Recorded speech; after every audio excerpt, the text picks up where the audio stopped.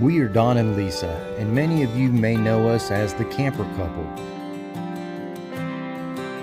In the past, we shared with you our story of how a financial crisis forced us to live in our camper for a while, and our many adventures once we got back on our feet. Now we are totally debt-free.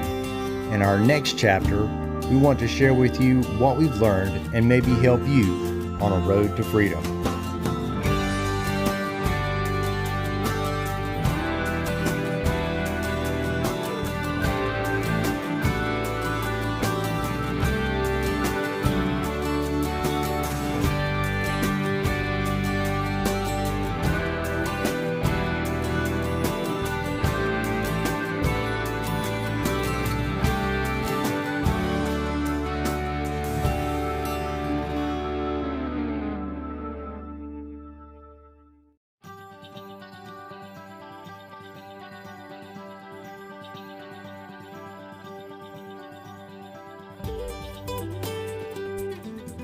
You may wonder why we're back in Charleston. Well, we had an opportunity to come here with my family, my folks, and we had gotten to explore more of the downtown area than we did before.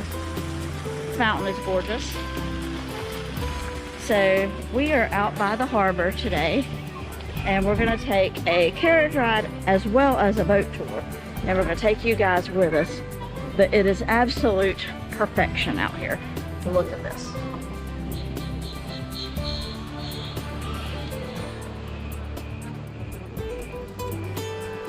New cruise ships are coming out up here.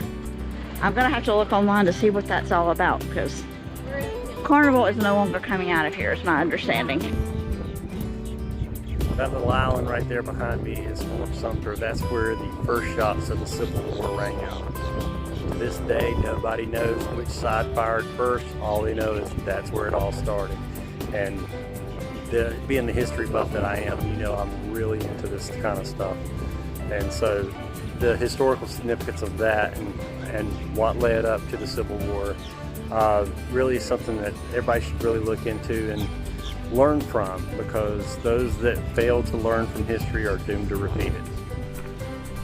But imagine back in the day when that was all that was here, Carriage.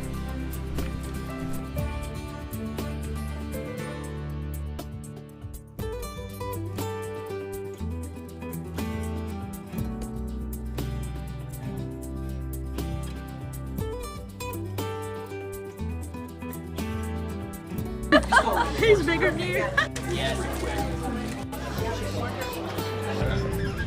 Not really on their radar, is it? Yeah. We ever chat, we ever gone, we're good and legal. We're currently y'all on Market Street.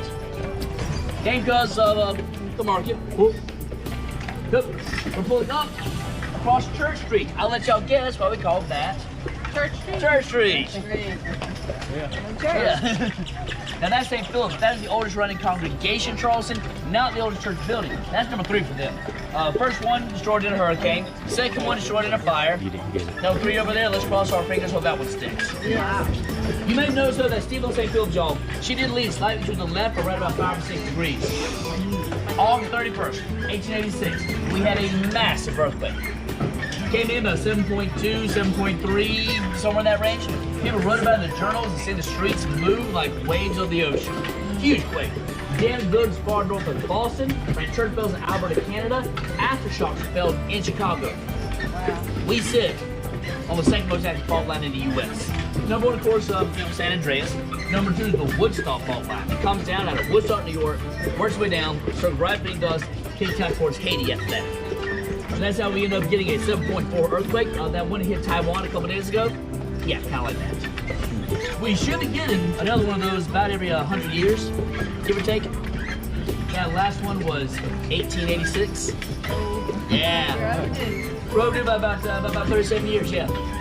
Sleep tight.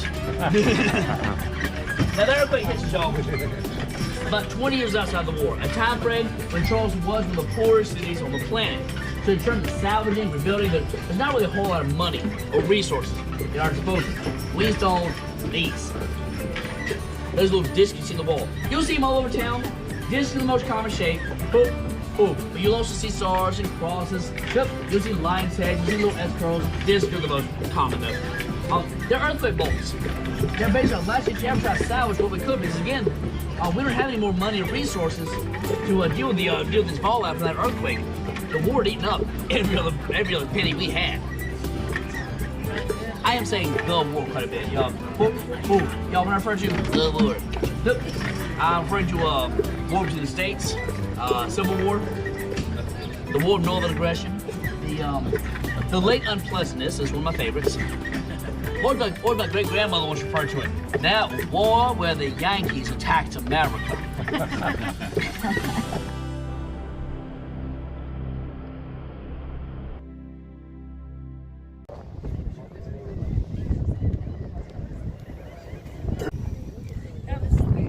It's gorgeous. We're about to take a harbor tour.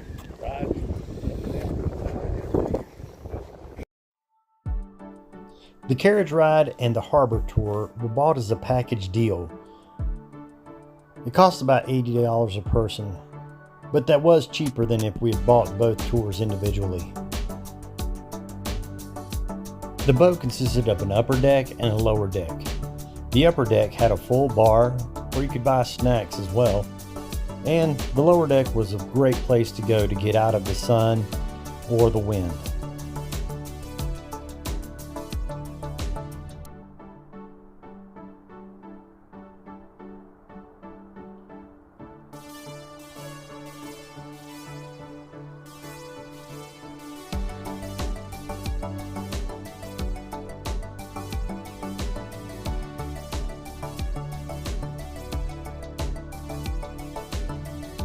The tour was one continuous loop around the harbor, which took about 45 minutes to an hour.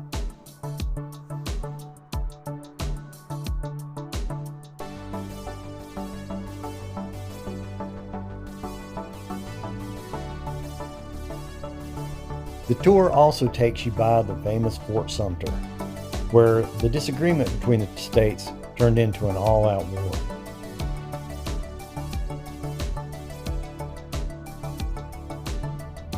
The weather was perfect that day, and there were many boats out on the water.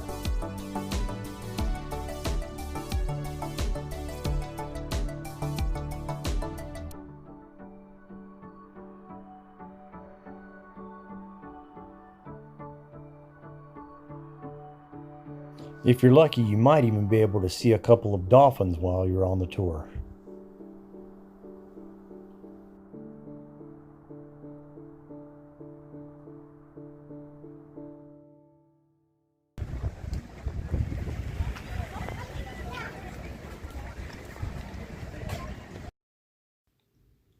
Right next to the dock where the tour started is the International African American Museum. This spot was chosen because 80% of the slaves that entered into America entered in through this port. Though this is a major scar in American history, I'd like to point out that 95% of all Americans never owned a single slave. After leaving the port, we went downtown to admire the many buildings that are over a century old.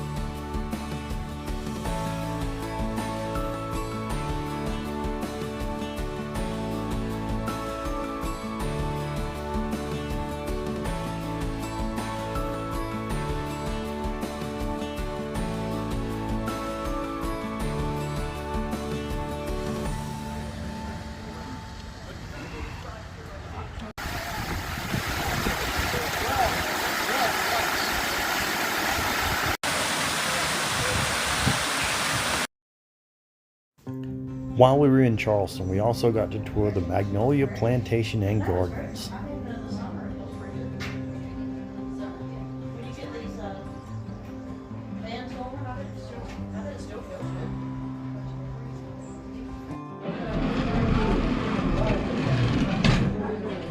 One, two, three. Let me get this way. 1, 2, 3. I want some in front of that tree right there.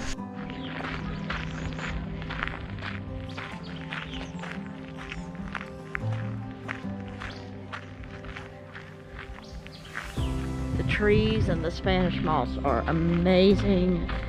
This is the Ashley River. This is originally how people would come to this house. That was usually the front of the house. You know, people would come by boat here, and then they would walk up to the house this way. Which you get a little peek of it through there. So, in addition to touring the house, they've got this incredible garden. And that's where we are right now, that runs along the river, which you can see behind me. And they've got paths and different things you can do to explore. It's incredible. I will say, you can also come back. Your house tour wouldn't be included, but you can come back anytime within a calendar year on your same ticket if you are the original purchaser. So that's a good thing to note as well if you're looking at bang for your buck. But this is what you get to explore.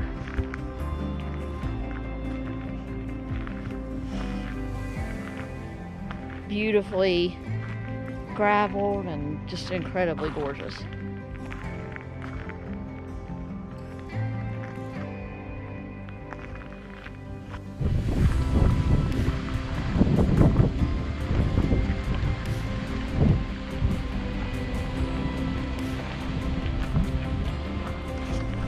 You'll see that the gardens wind way back around to the river.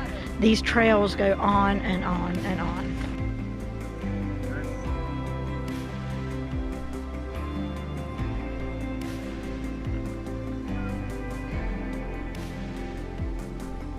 That's the caterpillars.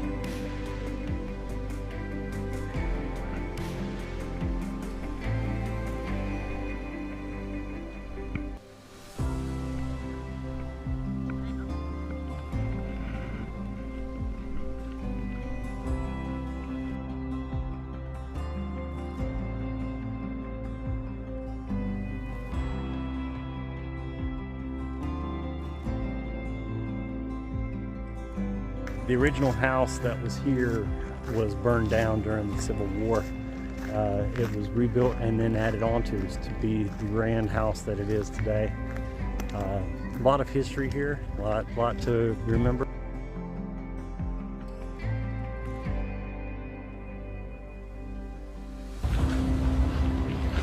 Cypress time I was here, there were gators in there.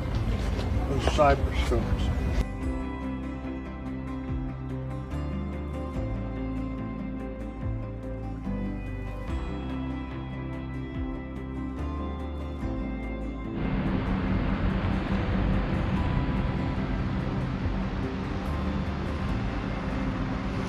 Very beautiful gardens throughout the Magnolia Plantation.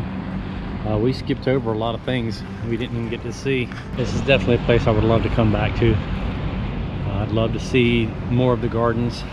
There's a lot of that we just skipped over and just weren't able to see. But there's a lot of things here that date back to the Civil War. And when the Union Army came through and just pretty much demolished everything, and how it's been built back up since then. Well,